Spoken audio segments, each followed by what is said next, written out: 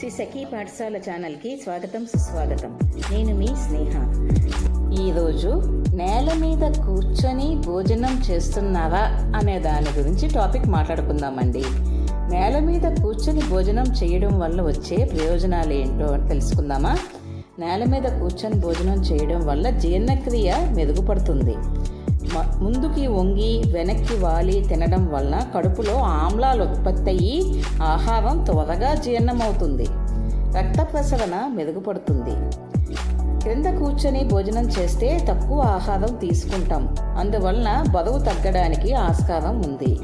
నేలపైన కూర్చొని తింటే కీళ్ళ నొప్పులు తగ్గే అవకాశం ఉంది. భోజనంపై దృష్టి పెట్టి తినడం వల్ల ఒత్తిడి తగ్గి మానసిక ప్రశాంతత లభిస్తుంది. అందరితో కలిసి కింద కూర్చొని తినడం వల్ల కుటుంబ సభ్యుల మధ్య అనుబంధం కూడా పెరుగుతుందట ఫ్రెండ్స్. మీరు కూడా ట్రై చేసి చూడండి ఒకసారి. ఇలాంటి ఎన్నో ఫ్యాక్ట్స్ తెలుసుకోవడానికి please like, share and subscribe to Shri Sakhi Pathashala channel. Thank you friends.